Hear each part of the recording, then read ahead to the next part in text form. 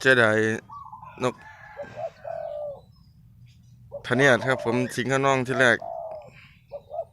ว่านคิดว่าจะเอามาเฮ็ดต่อดินคือสีบ่เอามาเฮ็ดหรอกครับผมคิดไปคิดมานอนคิดนะบอกกับอาจารย์หลายท่านก็ชี้แนะนำก็ถ้ามาเฮ็ดต่อดินมันก็สำนับหนึ่งใหม่เนาะ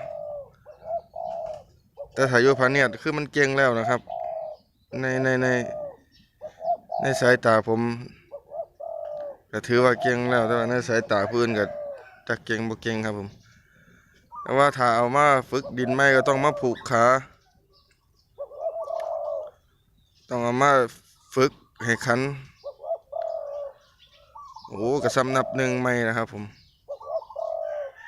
อันนี้สิงข้างน้องนี่สงสัยต้อง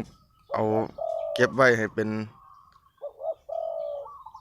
นกต่อพะเนียดเบอร์หนึ่งประจำค่ายแล้วกันครับผมนี่นำหนึ่งตะกี้นกต่อพะเนียดนี่ผมเอามาฝึกต่อดินกันเป็นกระสำนับหนึ่งในเลยครับตอนนี้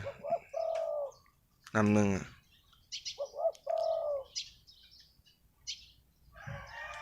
ขอบคุณหลายๆทุกท่านอาจารย์ทุกท่านที่ชี้แนะและแนะนำในคอมเมนต์ที่แล้วเช้านี้ว่าไม่ยังหลายครับผมแบะมาทักทายนะซื้อช่วงนี้อาจจะไม่ค่อยได้เห็นคลิปต่อนกนะครับผมทุกท่าน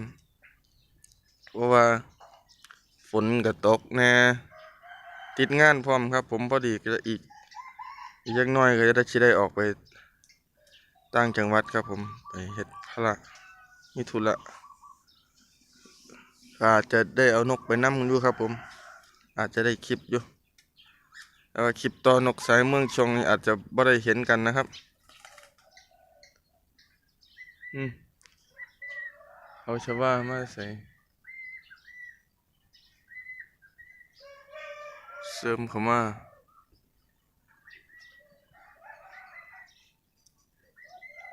บ้านก็เลี้ยงอยู่ด้วยครับผมเขาชว่า3-4 ตัวพุ่นละ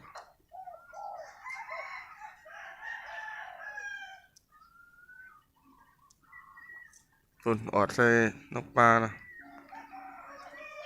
โอเคครับพี่น้องครับผมมากันสัน แต่มาทักทายกันซื้อครับผมสิงขนองครับผมนกต่อ